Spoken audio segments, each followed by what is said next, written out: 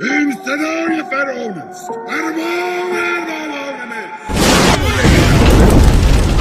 فرعون خواب آشفته دیده است. بگو بگویید این نشانه چیست؟ نشانه مبارک. او پایه های تخت سلطنت را در هم خواهد شکست.